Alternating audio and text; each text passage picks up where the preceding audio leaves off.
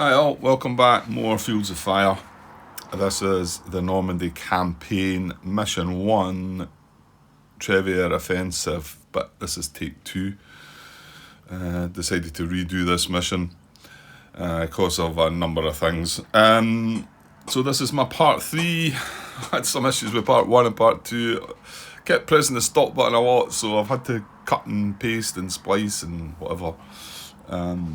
So hopefully they're right. I've not watched back on them. I really need to catch up on my watching back because I'd really like to get the 2 parts out there.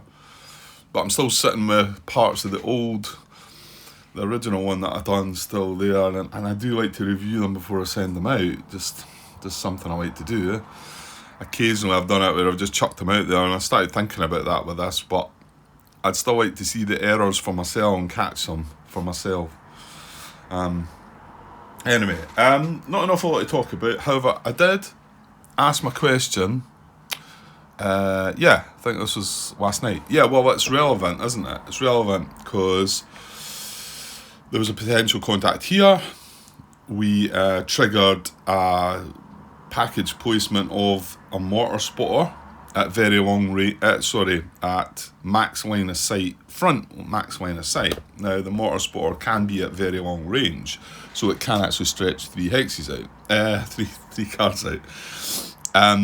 We know we can see through this card because it's white bordered either side, so we know we can officially get placed on that card because you can see this card line of sight. And the question that came up recently, and what it says in the rules with the words, keep drawing out to max range if there is a chance that hills could provide line of sight. So something, I know I've talked about something I wondered about in the past. I don't think anybody, whether there might have been questions out there, I actually thought I might have asked the question myself. I certainly went looking for an answer to the question about, in a situation, okay, it's unlikely, but could you draw cards? If it turned out to be a hill, you could draw it, and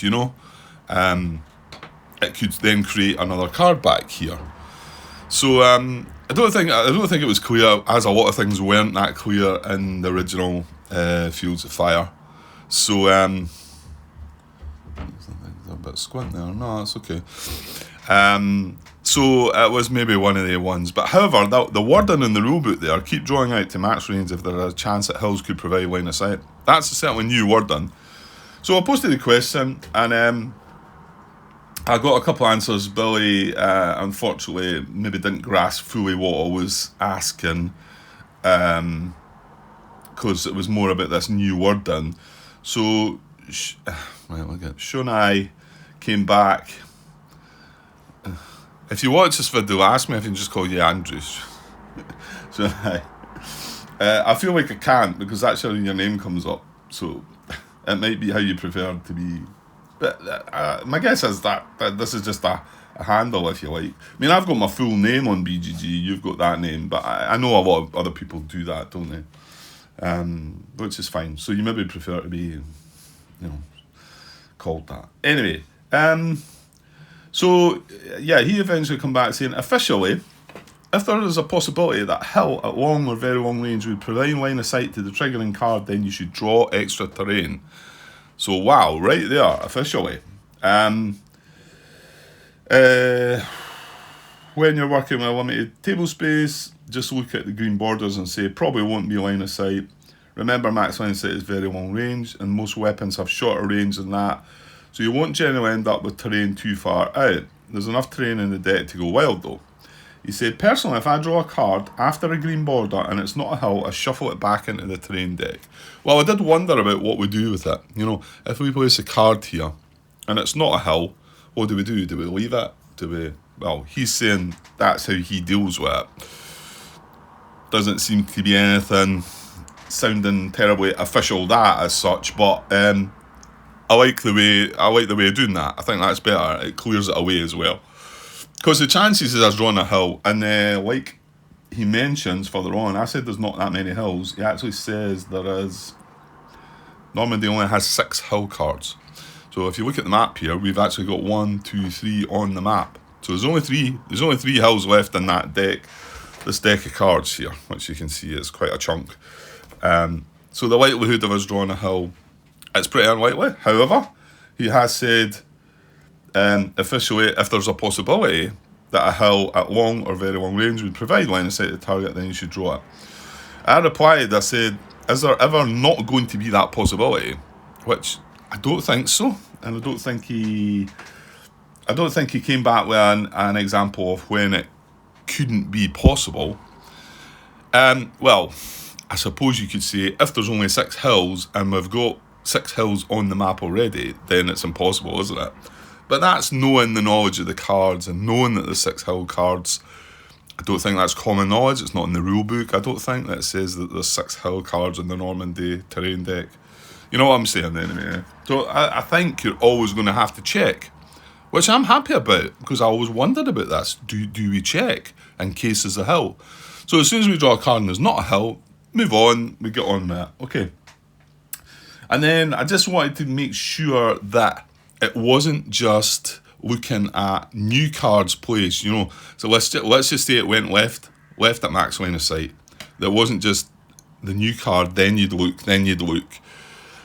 And it didn't seem like it could be differentiating between the two but I wanted to just word it. So I said also, just to be sure, if a mortar spotter package triggers on roll 1 here, at front max line of sight, and the card on row 2 has white borders, and the card on row 3 has green borders, right? Should I draw a card to see if there is a hill beyond the row 3 card? And I reference Normandy Mission 1 Trevieres Offensive. Answer is yes. A hill on row 4 would give a spotter line of sight to your triggering card. I understand it would do that. I just want to know if I can do it.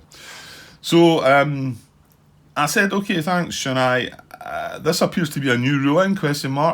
Though I do always remember wondering about this when played previously, so it could be more of a clarification. He says it's not new, just clarified. Yeah, okay. But then he carries on. Certainly nothing in 2nd edition said don't draw to check if you get a hill. Very true.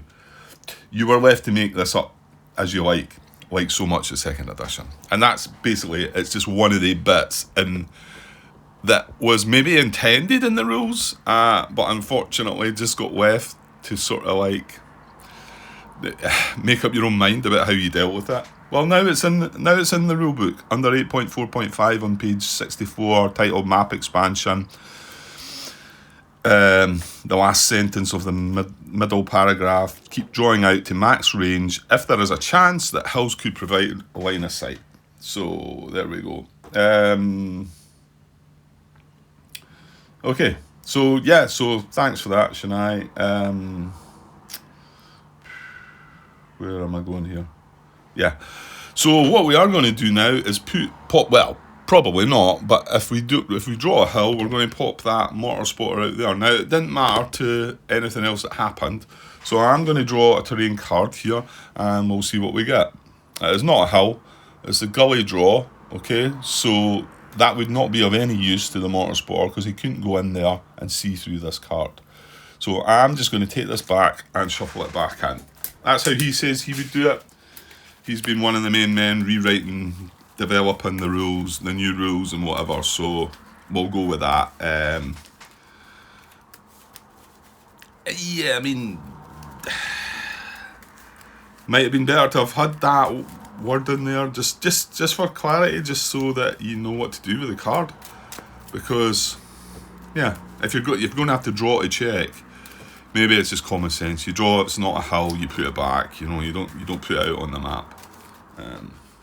So, right, I'll shuffle them up again. Okay, we're good to go. That was the only thing that I wanted to bring up, I think.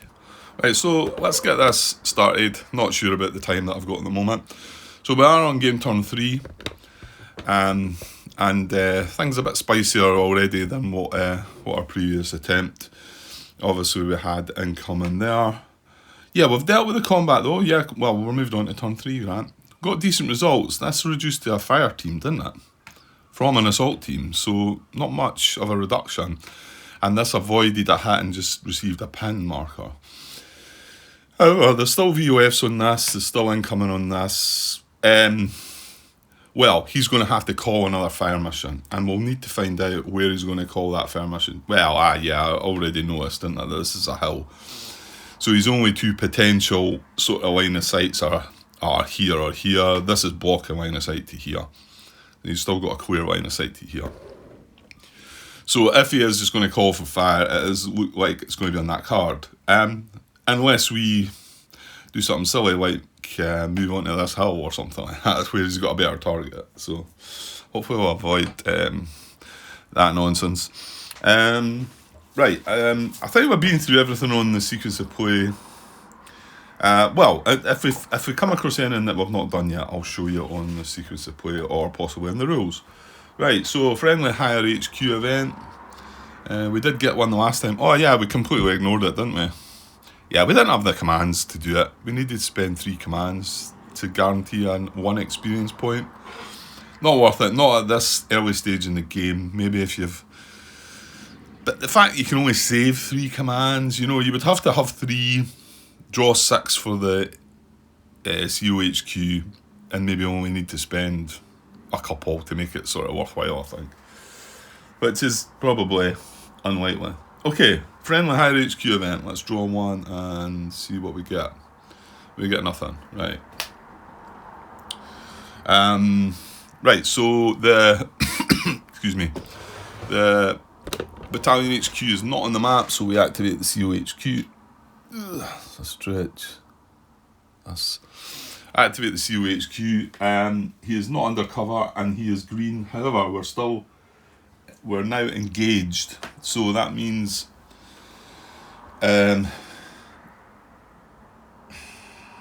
he gets a -1 for being green.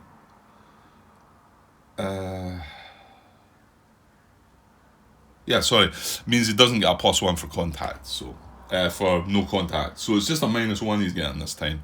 So with the big number, okay, it's a good one, 5, right? So that's a -1, which is 4. So he's got 4 commands. We kind of needed that, I think. Because my guess is this time there's stuff to do.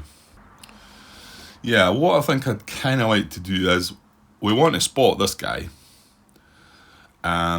So we want there's a few units we can have attempt to spot. The other thing I'd quite like to do is spot that guy and move on to the card with somebody. Just an assault team, I think, because we've got a potential contact here. That would then create heavily engaged situation. So the draw for the potential contact A would only be a 3.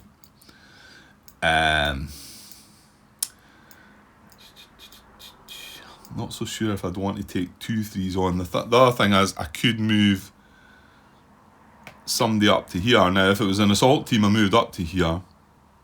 And then attempt, yeah, the thing is, you're not going to have the commands for that. You would have to send this second platoon HQ as well, and I'm not keen on doing that. Moving into a potential contact with my platoon HQ.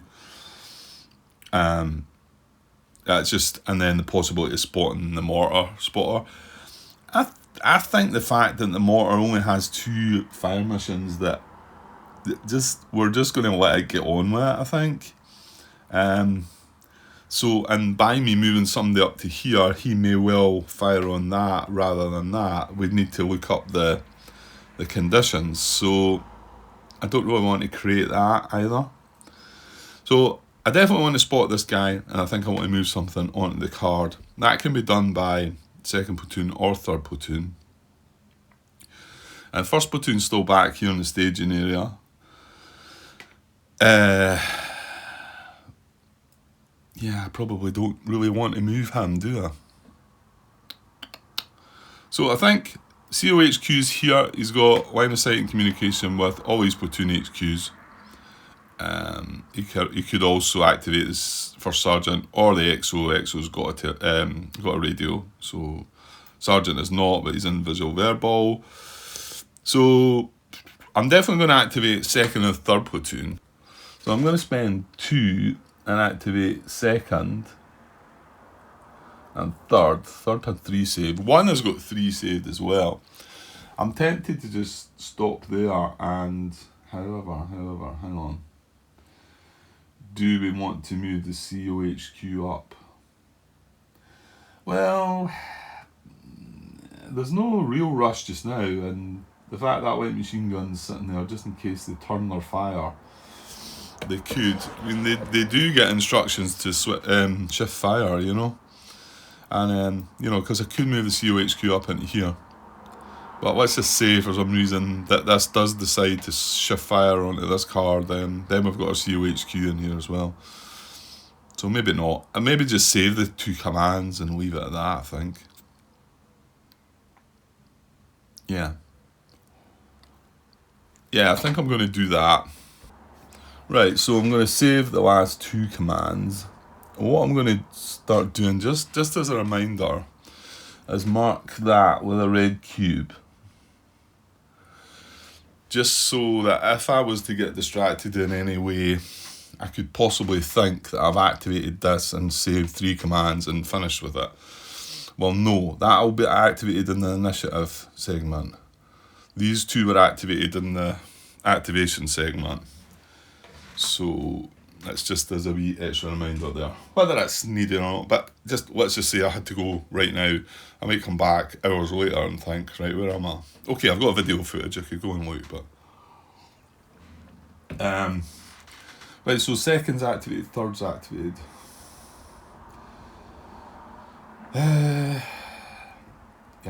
Yeah, we don't want to push up onto 2 cards, I don't think, here. So no. I want to activate the third first because we just drew a big 5 there. So let's have a card in between. I know that's not how it works, but it's just how my mind works. So I'm not as fussed as getting a lower number here for third platoon, but I'd like a higher number for second platoon. So let's go for third platoon. And now, again, it's a -1. He's not undercover and like that. So we got a -1. Well, there you go. It is a small card. So we did that right. Oh, we could end up with a 2 for the other guy, you know. So it was 2 -1, so he's only getting 1 command. So he's got 4. Not the best. Okay, so first things first, we need to spot this. Yeah, you know what I should have done? Well, like I've said, I could send a second platoon unit up to there. Yeah, I would prefer a lot more commands. So each one of these can attempt to spot. Well, let's go and look at that in the rule book, because we've not looked at that. I've never done any of that in the last mission either, so, or the previous attempt, shall I say. But I'm pretty sure each one of these can individually attempt to spot. Obviously, it's a command each time you do it, so I can't find the bit I'm looking for. Give me a second. Right, so page 25 we are here, 4.2.4. This is combat actions. Use the recipient experience for the command draw modifier. So attempt to spot, it costs 1. We would draw 2 cards. Now there is a bit more to that. I'm surprised it just has the 2.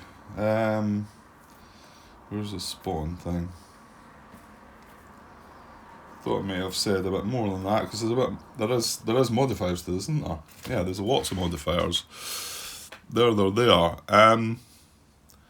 So a little surprise is not maybe a wee number 1 saying about the modifiers. It tells you in there, mind you. Hold on, yeah, it tells you in there. Fair enough. So the spotting recipient, that's the one that's going to be carrying it out. If he's green, he gets a -1, so you can see if you've got a veteran and getting a +1, or if I tell you what, we're on a higher elevation, we're going to get that. That's handy. That was just lucky, not something I thought about, because we're up on a hill and he's down in a marsh. And then the target is undercover, so you're going to get a -1 there. The thing is, when you first start looking at these, you always get a minimum 1 for this, and you usually end up just with that minimum 1, because there's quite a few, because he is undercover.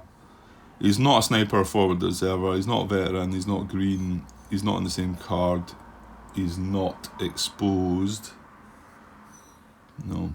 And then the target's card has +3 or more cover value. Well, it doesn't, it has +1, so that one doesn't count either.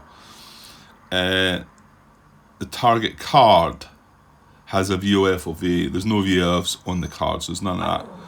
So he's undercover, get a -1. On a higher evaluation, get a +1.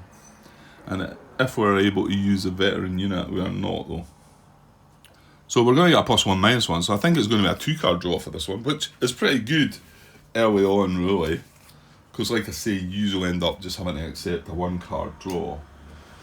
Now, it depends who we're going to use to do it. Now, it does say originators, any HQ or staff. Well, it's going to be our 3rd Platoon HQ that's going to deal with us. Then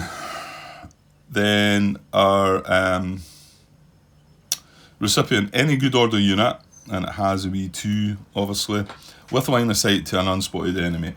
Well, every unit on the card is good order. I'm going to have to see this dog. She's not happy, obviously. Right, okay, so we'll go and look at what the good order unit is. Like I say, then the number 2 will be regarding, applies to lat in certain cases. So you'd look at the lat limitations and find out which lat you had and see if it could do it. But all the units are good order on that card anyway. Puff again. Right, so details. Draw action cards modified by the spotting modifiers on the spotting attempts draw modifiers chart. Okay, fair enough, it's there. And check for the crosshairs icon. If the icon is present, then the attempt succeeds. Remove any marker being used to indicate an unspotted unit. If the attempt fails, do nothing. And it references 8.5 there for some reason. Okay, I might as well have a quick look at 8.5. It's spotting the enemy. Indicating the enemy force package table. Some enemy units are placed in play automatically spotted. Many enemy units come into play unspotted. Yeah, it's basically just going over what a spotted unit and unspotted unit can do, I think. Okay, so we have 4 commands. 3rd Platoon HQ. Now, every one of these, we don't want to use a green unit to do it because that's going to give us an extra -1. So we don't really want the 3rd Platoon HQ to be doing the spotting. All the other units there are line. So that's fine.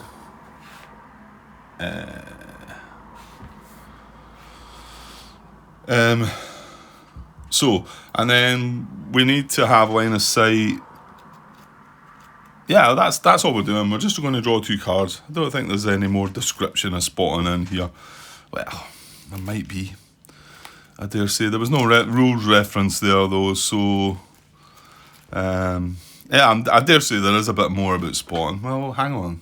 Yeah, the index at the back basically just references 8.5 for spotting, or 4.24 where we were looking at the action to actually spot. So we've looked at the 2 things, so maybe there's not any more info on that. Okay, so I'm going to use 1-3 platoon here. I'm going to give a command, so we're going to spend 1 command down to 3. 3rd platoon's going to order 1-3 platoon to try and spot on this card. So he's going to draw, and just again, as a reminder, he's not green, he's not veteran. He is, however, on a hill looking down. So he's on a higher elevation and we're getting a +1. The target is undercover, so that's a -1. So that's just down to a 0. It's not a sniper FO, not veteran, he's not green, he's not on the same card, he's not exposed. And then the target's card has +3 or more cover value, it only has +1. And it's only the card, it doesn't count the actual cover. I remember looking up that question before as well, but I mean, it does say the card. And it doesn't have +0 cover value, and it doesn't have any of the VOFs. So it's a +1 -1, and the default is a 2 card draw. So we're drawing 2. Now this is a point at where we could exhort, because it's the Platoon HQ that's there given this order. So let us draw 2 cards first, and we're looking for, well, unfortunately the last card we drew was that. That's what we're looking for, the crosshairs there. So I've drawn 2 cards, so here we go. That's not any good, and that's not any good.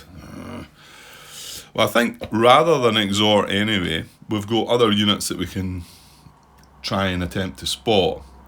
And I don't believe there's a limit to how many times you can do this. Obviously the same unit can't do it again, but I don't recall anything that's stopping us from going through every unit as long as we've got the commands to do it. So rather than exhort, which we could do here, which is drawing it 1 more extra card to see if they attempt, we're as well given 2-3 platoon a shot at it, because he's going to have exactly the same modifiers and he's going to draw 2 cards. So I'm going to spend 1 more action, and give 2-3 Platoon an order to try and spot that. So again, he's going to draw 2 cards. And again, looking for the crosshairs. No. No. Okay. Right, again, it's not worth it. Exhort. We've got 2 commands left. I think the problem is second Platoon's got no save commands, so we need a high card draw for him to start being able to do things. And I would prefer to have moved a 3rd Platoon unit up. Where the 2 commands, this is splitting an assault team and then moving the assault team. But can we guarantee we're going to get that guy spotted? I mean, I don't think it matters, and this will bring up the interesting situation of what happens. Does this guy turn around and start firing at us? Because he is unspotted at the moment. I think when he becomes spotted and there's somebody else on the card, I want to see he's going to start firing at it. I'm going to have to look up this rule because I'm not clear on that as of yet. I seem to remember it being a rule that I got cleared in my head back in the day, but for some reason it's one of the ones I'm struggling with. That and moving through PDF markers, like I said, and what happens if units move in front of PDF markers, and there's certain cases where you can't move through a PDF marker or something like that. They're all a bit cloudy to me, and I'm going to have to browse up on things for that.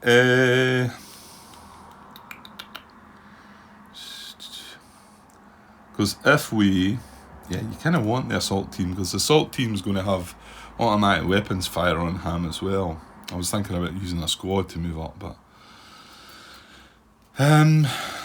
well, it doesn't really matter if it comes from second Platoon, Grant. No, it doesn't. It doesn't really.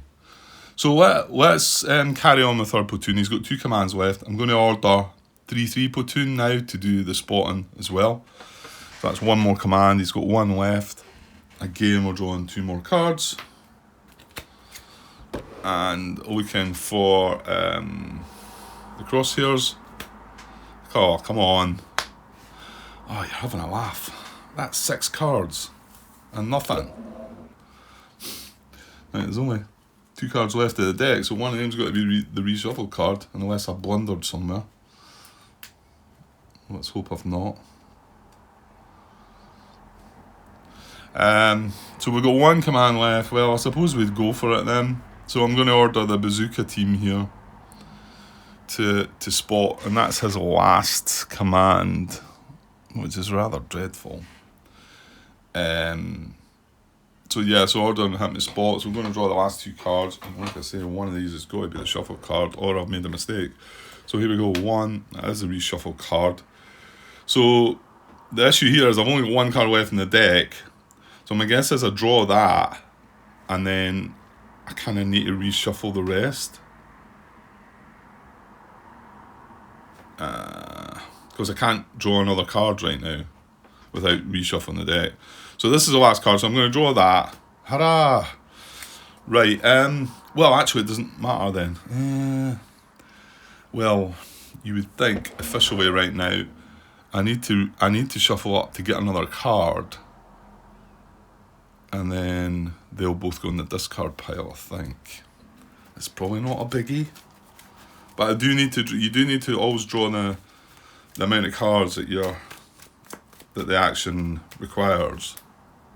Yeah, I think that's the only way I can think of doing that. So we've still got the card here. We need 1 more card, but we needed to reshuffle. So there's the second card. But however, we did get the crosshairs. Now, I suppose maybe I should shuffle these back in as well, right enough. Because that's what would have happened, wouldn't it? I know it's probably not that big a deal. I think I'll do that. I don't think you're likely to see that scenario very often, the shuffle card being like one of the very 2 bottom cards. So I'll just shuffle them all in, right? But we have a result at last. So something's going to happen. Okay. Shuffle that up again. Right, so this guy is now becoming unspotted. We can see this guy, and he's a light machine gun, isn't he? 1 light machine gun. Right, so what is going to happen there is, yeah, that's the only problem. We're going to get, if we move in, we're going to get fired upon ourselves, aren't we? Okay, so 3rd Platoon can see this. They're up on the hill, they're looking down, so immediately they open fire with a PDF. Now they've got a mortar section here. Why has he got a radio though? I spoke about this before. He doesn't need the radio to do anything because he's a mortar section. He can do everything by himself. Well, the Platoon HQ can order him. He could do it with general initiative. It's not that he's calling mortar fire in. It's not like the mortar. It's not like this guy who I was trying to play about with at first and thinking he was involved. It must just be they've just got him a radio, so he could be sitting on this car by himself, and 3rd Platoon HQ could communicate with him. I guess that's not ridiculous, is it, Grant? No, it's not. Okay, I mean, to be honest, any one of these squads could carry a radio as well. If you wanted them to have a radio and you had a spare radio, you could give them a radio. That's a lot of radios, Grant. Right, so PDF into there. Now our highest volume of fire is going to be the mortar, which is a heavy weapons. So let me find heavy weapons. There we go. So we mark ours at the bottom of the card. That's what I was doing. I was leaving our VOFs at the bottom of the card and having his at the top right of the card, just to differentiate. Any fire that's in the middle of the card or any other thing, I think you notice I put a grenade miss in the middle, just to sort of split it a little bit, as it was affecting the whole card. Well, to be honest, that affects the whole card, because if we move if we move one of our units into there, that's going to get shot with that as well. So yeah, I've not really thought about that one properly, because I really want to put an assault team up there to get shot at by the heavy weapons. Anyway, so that happens, but not also does that happen that these guys can now see in there, and they're going to open fire too. So we get another PDF coming from there. Now they cannot beat heavy weapons. Well, heavy weapons is the highest basic VOF. However, they will be firing with a light machine gun, so that's going to use ammunition, and I can't stop that unless I do something else. And if I was to order a ceasefire right now, they would cease briefly and then look for a target, see that target, and open fire again, so on the same target. So ceasefire does nothing there, unless I could shift fire if I had another target to shift to, but I've not. So, and a ceasefire does not do maybe what you would think. It just stops firing. It stops briefly and then automatically opens up on its most eligible target. Right, the other thing that we do create there is a crossfire, because we're attacking from 2 different sides. So that comes in as well. So you can see there's now a -4 VOF on that. Now, as for the guy, their light machine gun under foxholes, I don't believe he changes his tune. He does not alter his fire. He's firing on this guy. He's not going to suddenly change that. He may get an instruction in the enemy activity check to change his fire, to shift it to somebody else. It's quite possible. And that's why I was saying about maybe not moving the COHQ in case he does shift fire down to here, and then we don't want our COHQ getting bashed about a bit. So I'm pretty sure he continues doing what he's doing. Now, the bit that I'm going to have to find out more is if we do move a unit onto this card, but do we want to really do that?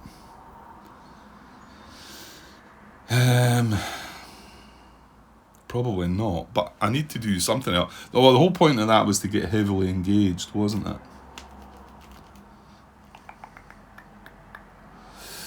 Yeah. I think that feels a bit suicidal, that though, to send one in there, and maybe we should just stick with our engaged. Is that what we're at just now? 2 cars with VOFs. Yeah, and heavily only becomes heavy if we've got 2 units. If we've got a friendly and an enemy on one of the cards that has one of the VOFs, and that's what there was a slight wording sort of issue with, and John Brown picked up on that as well. So we're still engaged, which would be a 5-card draw for an A potential contact. So I might just ignore this. Well, just leave what we've got there. And I was thinking of moving something into here. However, that then could draw the fire from the mortar. So I need to know there if... Well, oops. Damn. Sorry, that was me, not tripod. I just bashed into it. I need to know what second platoon's getting anyway. So we've activated second platoon in the activity segment. So we're going to draw a card for him. He's getting a -1 because he's green. Nothing else. Hey, we did draw 2 2s. Oh, actually, we drew a lot of cards in between. I forgot about that. So he only gets a 1. This is not good for our commands. We're not doing well there at all. Well, that really changes things, doesn't it? I might be doing nothing. But as for having plenty of time in the first attempt at this, we're on turn 3 already, so we're not really moving along as quick. But we've got things to deal with. And we're not drawing much in the way of commands. Now, one other thing we could consider is calling fire with artillery into there. I think the fact we've got heavy weapons coming from the mortar section is probably more than enough. I'm not so sure we need to do that. So this whole thought about moving up here now has kind of been maybe put on hold because we've only got one command. So the only way of doing it is if I send the squad up, but I want to say that the squad's going to be a 2-step unit. This is a 1-step unit and it's pinned. My guess is if I look to see who he's going to fire on, well, why don't we look, Grant? I so much love having the rule book now. It's so much better. Right, I thought I had pressed stop there. I didn't. I'm going to try and avoid that. Right, so enemy indirect fire spotters. That's what we're talking about here, the mortar spot. Like sniper enemy spotters are not governed by the enemy activity hierarchy, but by their own rules as described below. However, if pinned or reduced to an LAT, enemy spotters will then follow the enemy pinned lat activity chart hierarchy. Fair enough.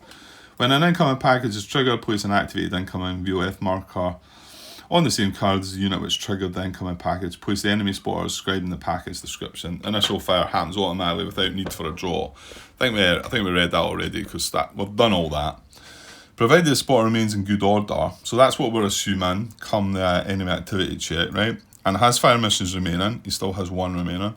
It continues to attempt to call for fire on cards with opposing units in the enemy activity check of subsequent turns with the following priority. So this is the bit we need to know. Units in the same card as its target marker. Well, there's not a target marker. I want to say the target markers are for airstrikes or something, maybe. It doesn't. I mean, we put a pending marker, which isn't a target marker. So I think that's something different, not something I've used. So then priority 2 is a card within its line of sight that has a vehicle. We've not got any of them. Well, we do have that Jeep, but I'm not so sure that even counts. But he's not got line of sight on it anyway. It's in the staging area, so you can't target it. Then priority 3, the card within its line of sight that has the most steps. Well, there you go. So if we did put the 2-step squad up there, he's then going to turn and call for fire on that. Now it's just an attempt to call for fire. It might not work. It might fail. It might fizzle. If it fizzles, it means he still keeps the fire mission though. So we kind of want him to just go. So I think we kind of want to leave this situation with this fire team and just hope for the best. He is pinned. He's getting an extra +1 there. And then, to be honest, if it came down, if we were able to split an assault team off and send it to the hedgerow bocage there, it would only be a 1-step, then we'd have a 1-step there and a 1-step there. Well, you'll see priority 4 says the card within its line of sight which is closest. So he would still be targeting this over this, because this is 1 card away and this is 2. So, there we go. So, I get the feeling we're just going to have to leave that situation. We're just going to have to take it a bit slower, and we need to deal with this. And then, hopefully he uses his last fire mission. Then next turn we can start moving on these potential contact markers. Because, Yeah, because even moving into this one, that's then going to, the fire's going to draw to him.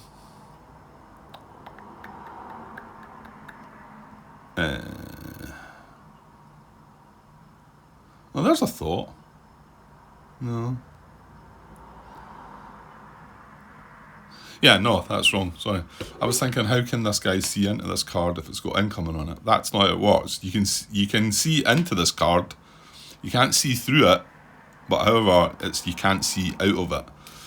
That's what it is, yeah. So I'm thinking, how can he call for fire on that card? But he can, because he can see into the card. Right, and the other potential contact A markers away across here. I've used up all the actions of the third platoon anyway. And the first platoon's not made a move yet because of all this. Yeah. Yeah, it's just going to be a bit slower then. That's fine. I mean, we had plenty of turns the last game to sort of work things out. So, yeah, we've activated second platoon, so we're going to draw a card for that. It's getting a -1 as well. That's the 3 -1, so he's getting 2. Okay, I shouldn't have put him up there. Yeah, should have been down there. So we got 2. So he's got 3. That's right, I've not blundered there, have I? No, I think I was right. Excuse me. So what are we going to do with them then? I don't know. We could do a grenade attack attempt on this. I mean, it's getting a +1, and a -4. Which is, it's a -2. I mean, you could improve on that, Grant.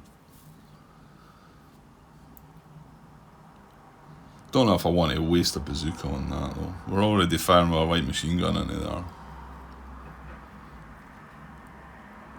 We could concentrate fire. Yeah, we could do that. Well, have we got 3? Well, maybe just have 1 attempt. I'd rather, save some commands. Yeah, but we've not done that yet as well, so we can maybe have a concentrate fire. Right, let's have a look at that. Right, so attempt to concentrate fire, no combat action. Cost 1. The draw is 2, and the ± is its experience. And we use the recipient experience. So it gets -1 for being green, +1 for being veteran. So again, it's any HQ or staff originates the command any good order SA, AS or HVOF rated unit. And there's a wee 2 again there, certain lats can do it. We'll not look back to that and see what they are because we've got all good order units. And most of them have these. Projecting a VOF onto a card with spotted enemy units. So that's what we've got. Select either a stack of units under a cover marker or 1 random unit out of cover as a target. Draw action cards and check for the crosshair icon. If the icon is present, then the attempt succeeds. Place a concentrating fire marker on the target. If the unit tracks ammo, it expends 2 instead of 1 ammo point. If the attempt fails, do nothing. Okay, so obviously the best thing to do here is if you've got the option is to use a unit that doesn't track ammo. So all our squads do not track ammo. We don't want to use our white machine gun here because it's going to be an extra 1. The bazooka I think would work as well because we're only using it small arms fire, aren't we? The BG superscript is if we want to fire a grenade. The second platoon HQ cannot do it because it's not firing, and the arty forward observer either. So we're really looking at 3 squads. We've got 3 chances of this, but again, each one of them could do it, and concentrate fire does stack. So I'm going to use 1-2 platoon. I'm going to spend 1 command. Second platoon HQ is using 1 command to order first 1-2 platoon to concentrate fire on the foxholes here. It wouldn't matter which one we've done because it's either under the cover marker or a random unit on the card, so they're both going to end the same, but we'll say the foxholes. So 1-2 platoon is line, so there's no modifiers to this draw, and it's just a 2-card draw. Yeah, and we're looking for the crosshairs with this one again. So we draw 2 cards, and we get no, damn. Right, well, we try one more. We've got 2 commands left. That's prefer to be saving them, really. Right, I'll try one more then. We'll use, because I don't think there's anything else I can really do with these. So I'm going to 2 platoon, and do the same. So again, that's going to cost me another command down to 1, and we're going to draw 2 cards again and see if we get the crosshairs. No, no, damn. Right, not to be. Okay, I'm going to save that last command, am I? Or are we going to try it once more?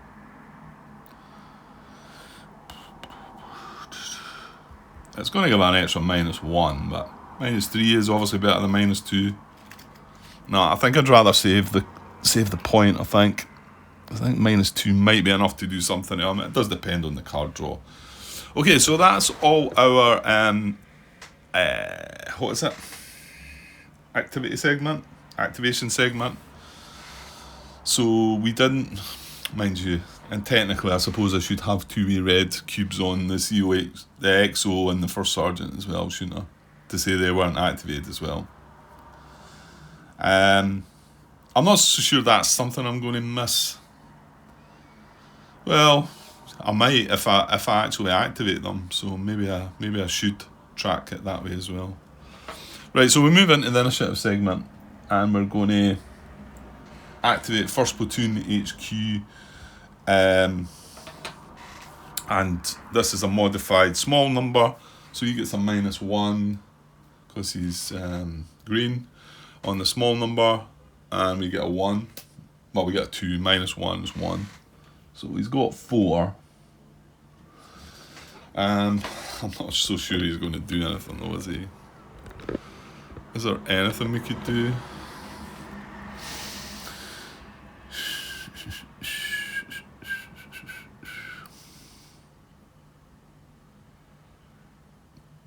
Not really. I mean,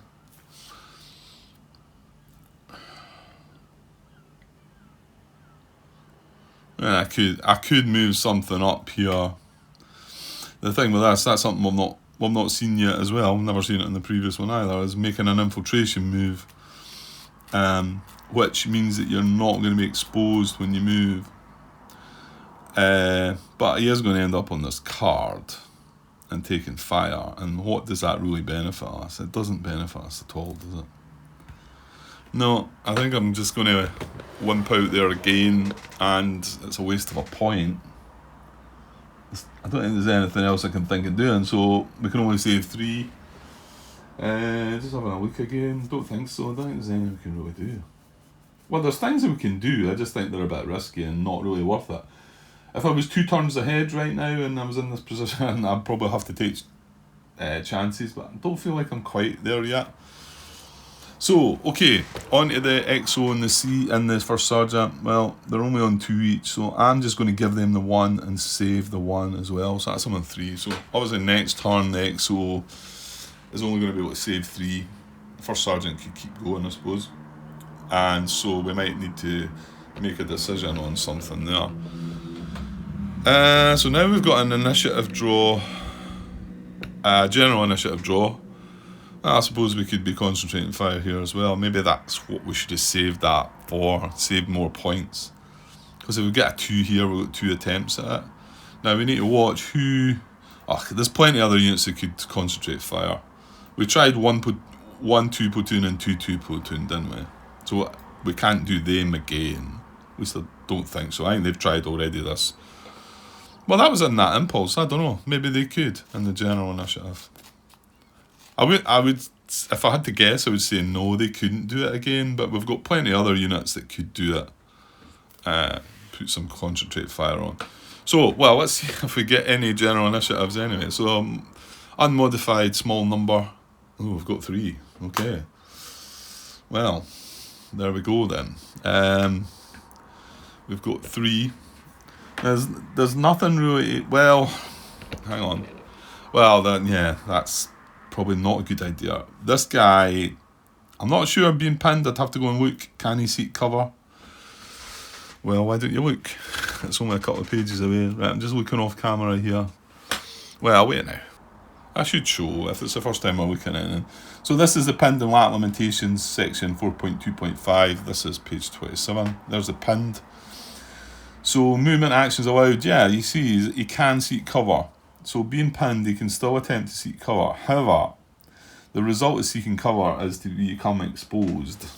So you can see that moving, if we succeed at finding cover, he's going to get a +1 cover, but he's going to be a -2 exposed. So he's going to lose a point.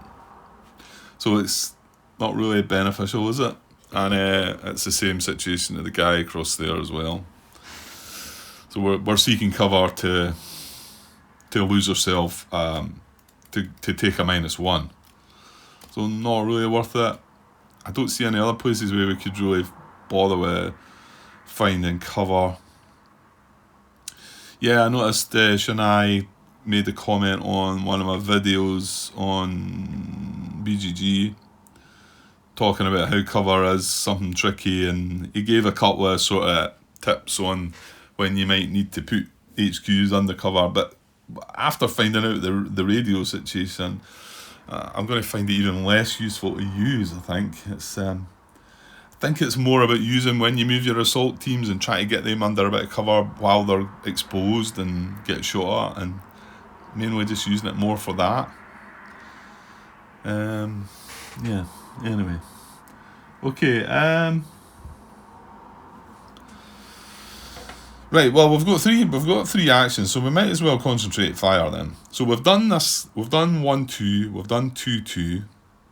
So I'm going to do use 1 with 3-2 to attempt to concentrate fire. So he's going to get 2 card draws. Here we go. 1, 2, and we're struggling to find this. Okay, we're not getting any joy here. So that's the 3 squads. We don't want to use the machine gun because that would spend a point. I think we can use that, but I'll just leave it just now. So I'll move across here and I'll use, well, we've got 2 more points. So I'm going to use 1-3 platoon to try and concentrate fire. Again, it's a 2 card draw. Nope. And nope. We better find grenades, I think, Grant. I've seen a few grenades go by. Right, and I was using that action. Well, I'm going to use the last one to use 2-3 platoon to attempt to concentrate fire. 2 card draw again. Come on. Seriously? Right, not 1. We attempted 1, 2, 3, 4. No, 5. 5 attempts to concentrate fire. So you can see there's maybe not so many of the crossfire symbols. Crossfire, that's another one. Crosshairs, yeah, crosshairs. That's it. Well, that's our general initiative over. Right, what we're at 52 minutes. Yeah, I think we could finish this turn, although there is going to be a bit to do, but I'd like to. So I'll be over the hour mark, no doubt, but hopefully we can keep it under an hour and a half. Right, so over at the enemy side of things, well, enemy higher HQ event segment first. So we draw a card. We do not get the HQ event, so good. Enemy activity check. Right, here we go.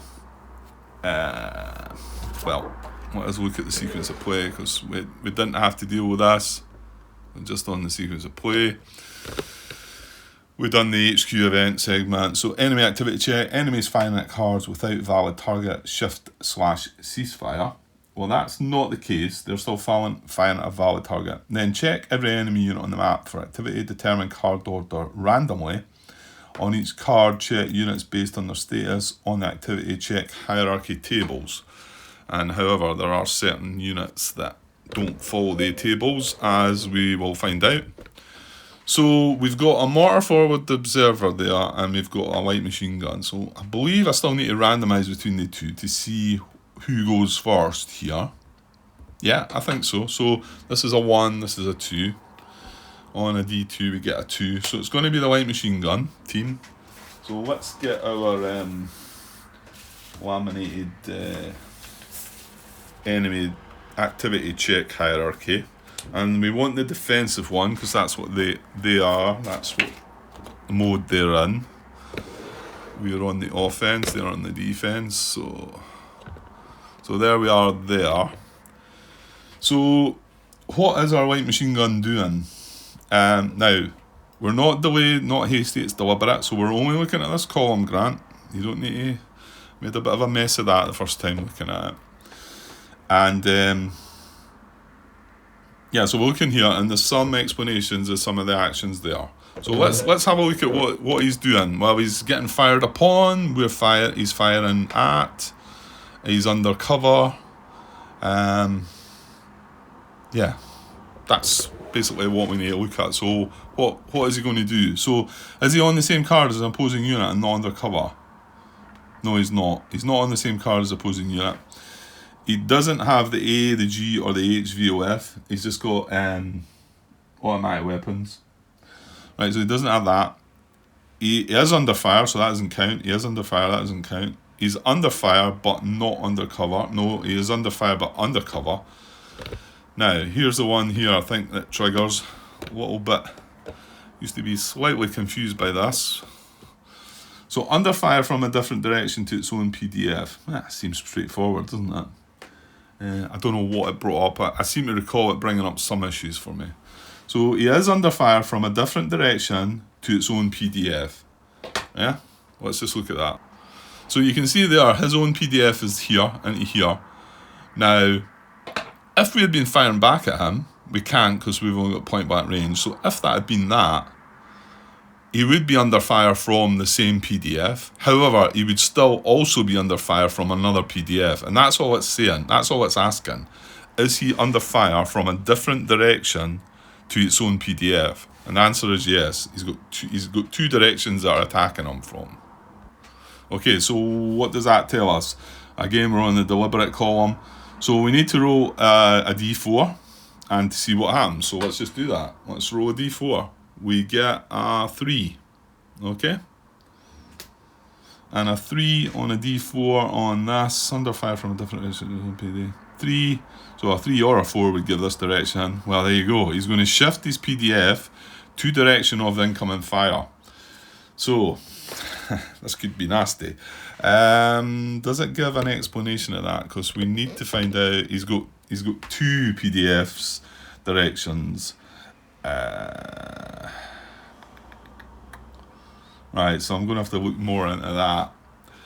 I want to say it's going to revert back to when you would first open fire. He's going to select the one with the most steps probably and then go through that procedure. But shift PDF,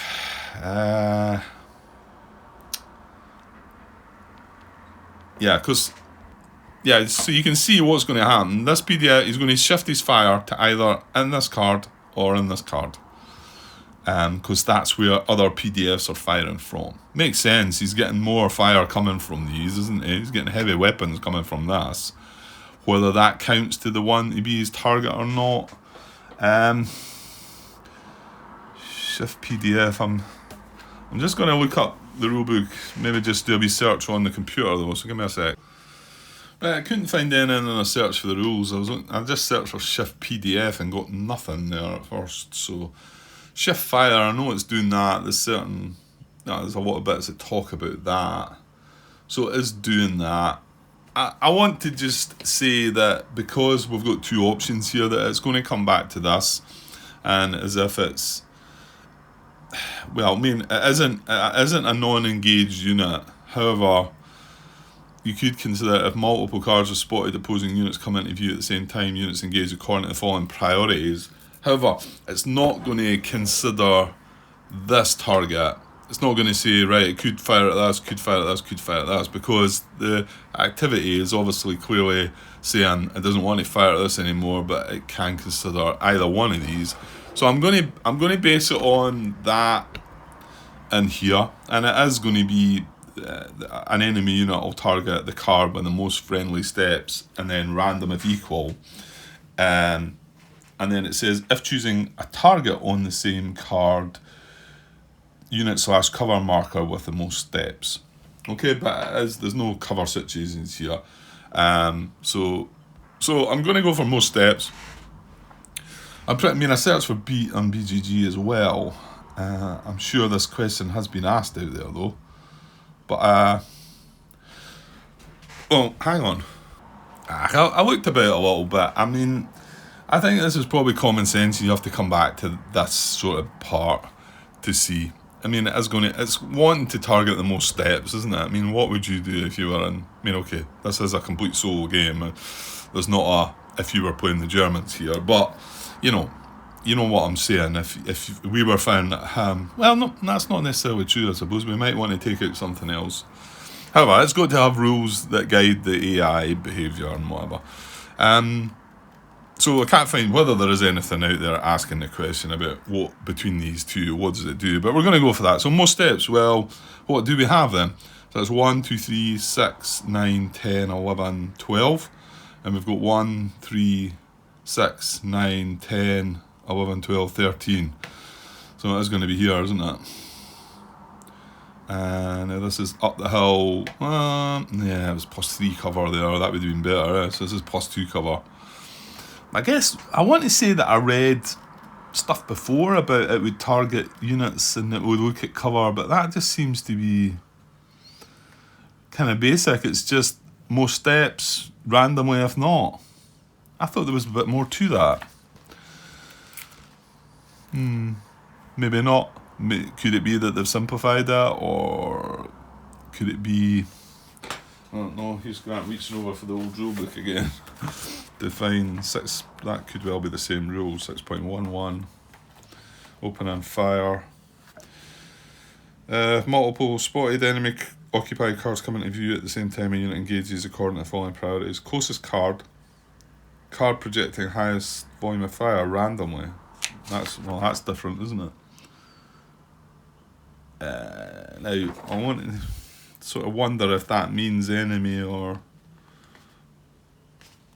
Oh, let's not look at the old rulebook, Grant. I've said that a couple of times now. I've looked back on it, I suppose, just to get some idea. Right, so we're going to say that he's going to shift his PDF to here. So that flips to that. That comes away. And this automatic weapons comes off of this and goes on to this. Sorry, he's at the... Yeah, put him at the top. Yeah, that's it. Keep myself right. So he's firing into here now with automatic weapons. So our mortar section's in trouble, our 3rd platoon HQ. I mean, they're all getting well, it's a +2 with a -1 there. So they're all going to roll on a +1 to see what they get. And nothing else changes. We've still got crossfire there. We've still got heavy weapons fire from our mortar section. This guy was pinned, so the good thing of that is his pin marker is just going to come off because he's now not got a VOF here. Activity level stays the same. We've got 2 occupied cards with VOFs. Well, we've actually got 3, but we don't have heavily engaged, so it's like a friendly and an enemy on the same one of these cards. So it's still engaged. Okay. So that was his activity. You good with that, Grant? He is firing. This is on a hill, but he can quite easily fire up the hill. Yeah, I think we're good with that. So now for our mortar, well, he's got his own instructions, so let me find that. Well, we just read it recently, didn't we? We went and had a look. So it is just here. He's just going to attempt to call fire on the same cards, isn't he? Yeah, so he's going to... Units in the same card, there's none, there's no vehicles. The card within its line of sight that has the most steps. So, I should have zoomed out again there, sorry. So the card within its line of sight that has the most steps is going to be this guy again. You can see him, you can't see into here because this hill's in the way. You can't see at that because that's a different angle. You can't see down to this guy. So yes, he's going to fire into him. So we're going to attempt to call for fire in here. Right, how do we do that again? We draw. Can I just look up the actions for that? Just look up the actions.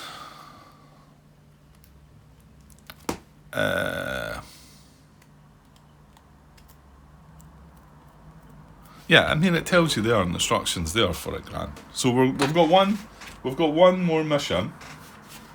Oh, I'll just look here.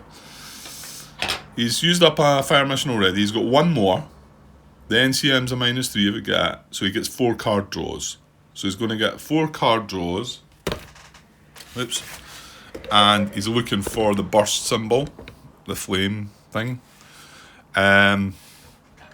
And then he's wanting to target this card, obviously. So let's see what we get for our 4 cards. 1, 2, 3, 4. It's alright, feeling okay? Yeah, I think so. I think I'm okay. Right, here we go. 1. Oh, well, that's that then. However, we're going to draw the rest because there's 2 possible other outcomes. There's one with 3 bursts on it, and that's a battalion sort of fire thing. I don't think they get that, but I think we do. However, that's them that are doing this. But the other one is a short icon, and I think you have to keep drawing in case you manage to get that. No, there's one of the crosshairs. No, so there was nothing more. So his first one was the fire. We kind of want that to happen because it now means he's just going to do his thing and then go away and we can move on. So what happens there is we need another pendant fire marker, I believe. Give me a second. Right, so now we put a pendant fire mission on that as well. So, and then come the time, this will go away, and then this one flips over the same as that. Basically, you could just take that one away. Okay, so that's him had his activity. So let's move back to the sequence of play to see what happens. What happens next?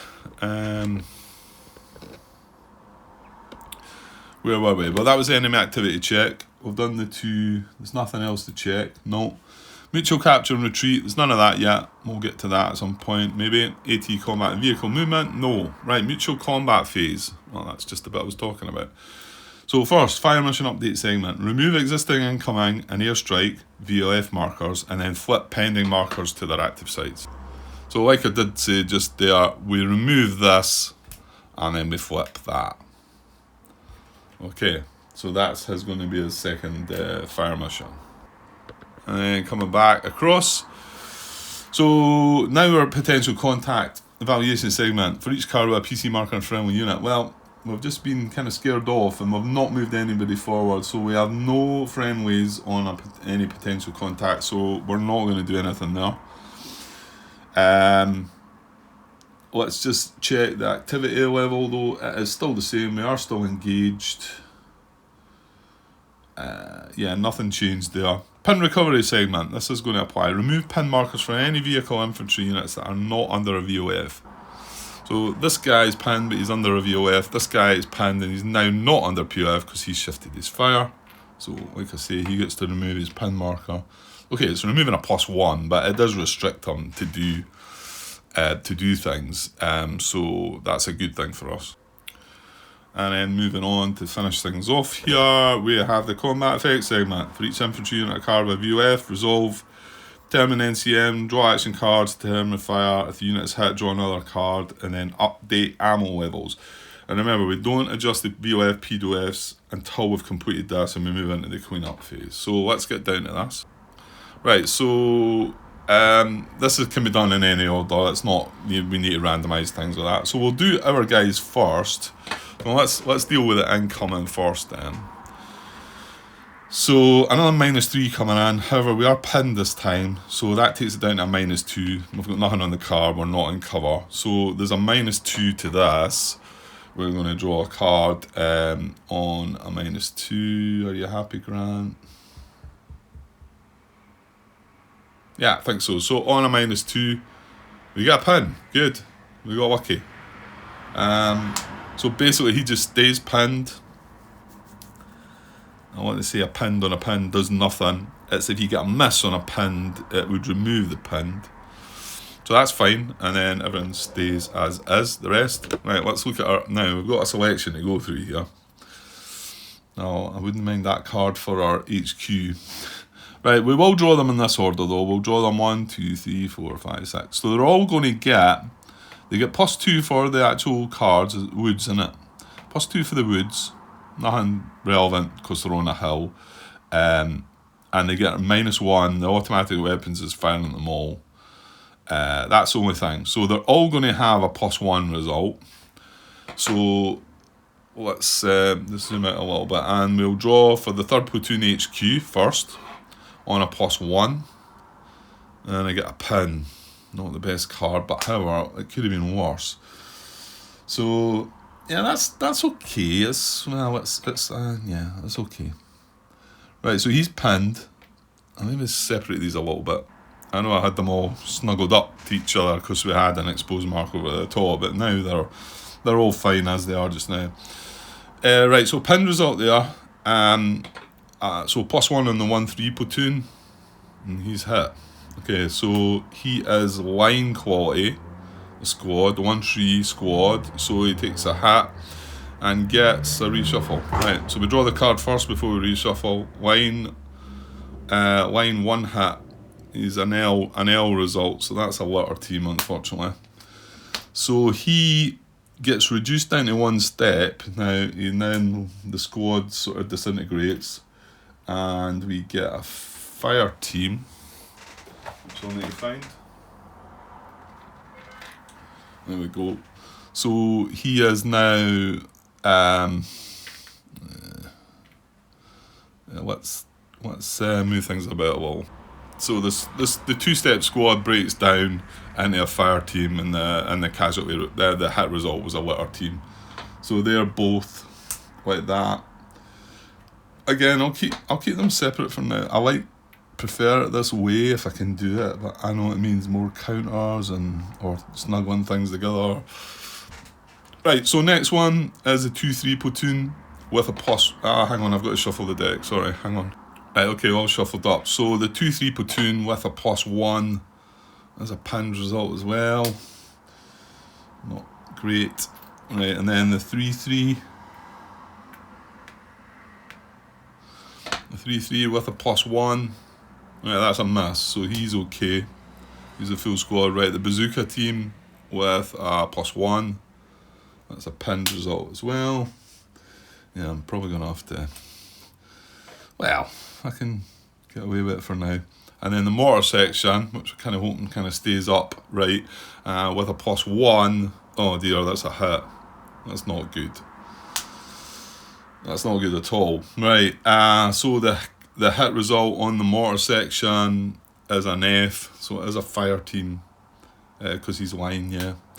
So he's going to break down to 2 steps now. He's going to be cut. He's going to be pinned. Oops. He's going to be pinned. Sorry, and that would have spawned the fire team for the other step. So I mean, yeah, I suppose it could have been worse. Let me try and tidy things up here a little bit. So the fire team, he's pinned as well, isn't he? Right, I'm running out of pin markers and that. Oh no, they're on the back exposed, aren't they? Yeah, they are, yeah. Okay, so that's the outcome of things there, but yeah, you can see if we had our COHQ. It could have been worse, but I mean, we were looking at just a +1 result there, you know, so it did get kind of messy. And clearly I could have all these units stacked together with 1 pin marker on top of them. I'm just trying to make it easy to look at the units. Well, you might say, well, we can't see any now, they're all covered in pin markers, but yeah, if I can do it that way, I think it's better. Okay, so can we get some revenge? So he's got to now carry out his combat segments. Now he's getting a +1 for the marsh, +1 for the foxholes, so +2. We didn't manage to get any concentrate fire after so many attempts. He's getting a -4 to the +2, so he's sitting at -2. So I'm hoping for a hit, but you never know. So with a -2, he gets a pin. Yeah, so he kind of got away with one there, didn't he? However, that is something. It's not really what I was looking for. I was really looking for a hit there. Okay, that's all the combat resolved. Update ammo levels. Well, I suppose we should do that while it says it. So, who's fired here? Well, for them, the light machine gun team, they've fired. So they're down to 4 points ammo now. The mortar team has fired its final fire mission, so it's now out of missions. And over at our side, 2-1 light machine gun fired. So he spent one of his 4 points of ammunition, so we've got 3 left. And then here are our mortar fired. So he's down to 3 as well. And the other light machine gun's not fired, and the 50 cal is not fired. No, that's all good. Right, okay, that's that updated. And now we'll move into cleanup. So the cleanup step is remove pyrotechnics, smoke elimination, expose, move fire, concentrate fire, booby trap, grenade, and grenade miss markers. Then we would evacuate casualties, none of that. Enemies firing at cards without valid target shift ceasefire. That's not going to happen. It's not a defensive mission. And then we adjust VOF, PDF, and activity levels to finish things off. So, exposed wise, I don't think we've got anybody, have we? No, we didn't really move anybody, did we? And we've unfortunately, no concentrate fire markers to move. Yeah, that was a disaster. And I just noticed on that card, -3 would have been a hit. That's all we needed, was a -3. And how many attempts did we have at concentrated fire? 5, I think. Might have been more, to be honest, because we used our general initiative as well, didn't we? Might have been 6 or 7. Anyway, that is what it is. So now we've got to adjust VOFs, PDFs, etc. Well, they're still firing into there. They're still firing into there. However, our mortar is pinned, so it's not going to be -3. We're still going to have the crossfire because there's 2 fires. And the best fire is now going to be from the light machine gun here, automatic weapons. So our fires went down from a -4 to now it's just a -2 because we've got automatic weapons. And pinned units they still fire, but they fire with all pinned. So if we had only pinned units, we would fire with all pinned, which is a +2, which is not great. And then this guy, well, that's actually what he's going to do, isn't he? So this guy firing back at us, and I'm going to have to shimmy things about a bit because I've not leaving space. Yeah, this is going to cause some issues. Well, I do say because I want. Oh no, it's up the top. I'm forgetting. It's down the bottom for us, up the top for him. So he's now not got automatic weapons. He's got all pinned. The only unit on the card that's firing at us is all pinned. So let's see, it's on the back of small arms. There we go. So that is his fire on us, all pinned. Oh, he's still firing like that. It's just it's a +2 to us now, so we've got a better chance of survival. So that's it. Our activity level is still, we've got 1, 2, there's 3 different cards with units on it with VOFs. And we don't have an enemy and a friendly on one of those cards, so it doesn't become heavily engaged, it stays engaged. So we'll just leave that as is. And yeah, good to go. Okay, moving on to game turn 4. And I can see I'm going to get more play of this and not be able to get the videos out there. So I've not even watched the new parts yet because I'm still looking at the old parts. So let's hope the blunders aren't too major. And we're moving on. Okay, so our mortar spotter up there, he's done with his fire, so he's going to go away. This incoming stays on, remember. It still has an effect on the card for line of sight issues. And however, come the next enemy activity check, he is going to go away. This pinned marker will come off, but that's after we move, isn't it? Yeah. Is it before potential contact? I wouldn't have thought it was. No, it's right after potential contact. Yeah, I'll work it. I might not even be able to move with that. I don't know. I'm not sure. But we can certainly move something else up into here and possibly take the chance this time of moving a unit onto here to get that heavily engaged state so that they only draw 3 cards from the potential contact A markers.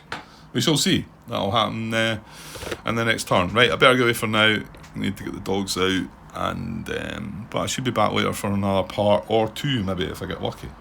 Right, I'll catch you later. Cheers.